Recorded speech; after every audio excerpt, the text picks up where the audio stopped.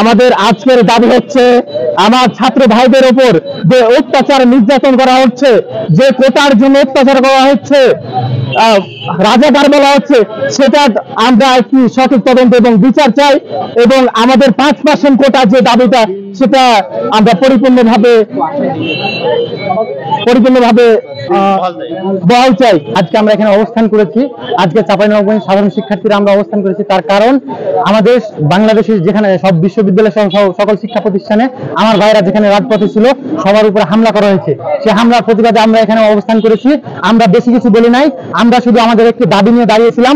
আমরা শুধু বলেছিলাম কোটা সংস্কার চাই, আমরা বলেছিলাম কোটা 5% নিয়ে আসুন, 5% সকল কোটা 5% নিয়ে আসুন। এই দাবি জানানোর পর আমাদের রাজাকার বলা হয়েছে, আমাদেরকে রাজাকার আখ্যায়িত দেওয়া হয়েছে, আমার ভাইয়ের উপর হামলা করা হয়েছে, আমার ভাইয়ের উপর হামলা করা হয়েছে, আমার বোনের কাপড় ছেঁড়া হয়েছে, আমার বোনের ইজ্জত নেওয়ার চেষ্টা করা হয়েছে। আজকে আমি আমার অধিকার আদায় করতে এসেছিলাম, সে অধিকার আদায় করতে এসে আমাকে রাজাকার বানিয়ে দেওয়া হয়েছে। আমি রাজাকার নই, তারপর আমাকে রাজাকার বানানো হয়েছে। আমি রাজাকার নই, আমি বাংলাদেশি, আমার বাংলাদেশে অধিকার আছে। আমার অধিকার চাইতে গিয়ে যদি আমাকে রাজাকার হতে হয় আমি হতে রাজি আছি। আপনাদের পরিচয় করে দিচ্ছি, আপনারা সাবধান হয়ে যান। ছাত্রদের গায়ে হাত দিয়ে পার পেয়ে যাবেন না। ছাত্ররা ইতিহাস বদলায়। আমরা 52তে ইতিহাস গড়েছি, 71-এ ইতিহাস গড়েছি, 90-এ ইতিহাস গড়েছি, আবারও ইতিহাস গড়বো।